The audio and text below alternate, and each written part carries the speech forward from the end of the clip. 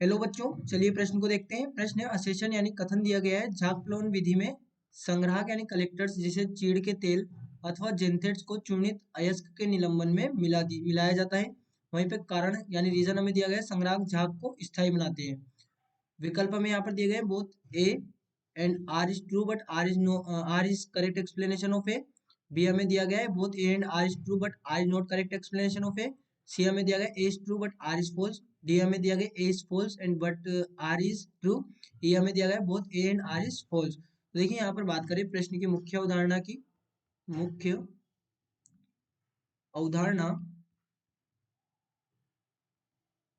ये जो हमारे पास में झाग प्लवन झाग प्लवन विधि होती है, ये होती है अयस्क सांद्रण की विधि।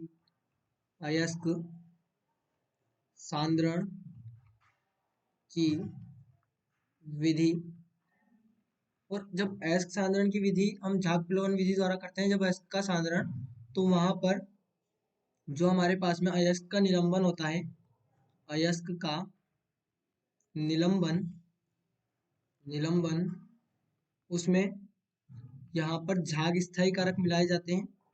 झाग स्थायी कारक, जैसे यहाँ पर हम बात करें चीड़ का तेल।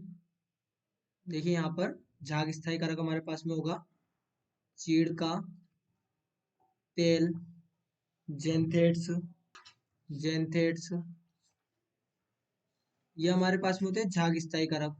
वहीं पर यदि हम बात करें संग्राहक की, संग्राहक, तो संग्राहक हमारे पास में यहाँ पर होते हैं, जैसे हमारे पास में क्रिसोल हो गया, क्रिसोल, जैसे हमारे पास में एनिलीन हो गया, एनिलीन, ये हमारे पास में संग्राहक होते हैं। संग्राहक क्या करते हैं, ये यहाँ पर अयस्क कणों की, अयस्क कणों की अक्लेदनीयता यानी कि गैर गीलापन, या फिर उनको गीला नहीं होने देते एक तरीके से, अक्लेदनीयता, अक्लेदनीयता बढ़ा देते हैं,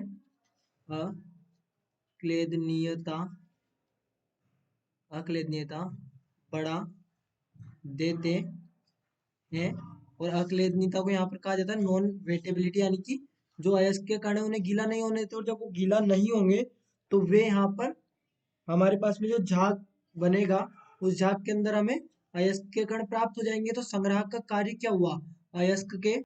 तो अब यहाँ पर यदि हम देखें हमारे पास में असेशन यानी कि जो कथन है हमारा झाग प्लवन विधि में क्या कर रहे हैं हम, संग्राहक जैसे चीड़ का तेल, जेंथेट्स, अब संग्राहक नहीं है, चीड़ का तेल क्या है और जेंथेट्स क्या है, ये हमारे पास में झाग स्थायी कारक है। ये हमारे पास में झाग स्थायी कारक है जो कि झाग को स्थायित्व प्रदान करते हैं। झाग को स्थायित्व स्थायित्व प्रदान प्रदान करते हैं। और जो संग्राहक है वो क्या कर रहे हैं, वो अयस्क कणों की अक्लेदनीयता बढ़ा रहे हैं। लेकिन हमें यहाँ पर क्या दिया गया है, संग्राहक जैसे चीड़ का तेल, तो अब चीड़ का तेल यहाँ पे संग्राहक नहीं है, ना ही जेनथेट संग्राहक है, तो हमारे पास में जो कथन है तो सीधे सीधे गलत हो गया।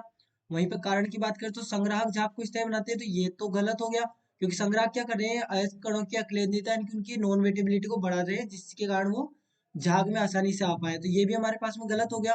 तो इसलिए हमारा सही विकल्प यहाँ पर होगा, वो होगा विकल्प E, both A and R is true. ये हमारे प्रश्न का यहाँ पर सही उत्तर होगा।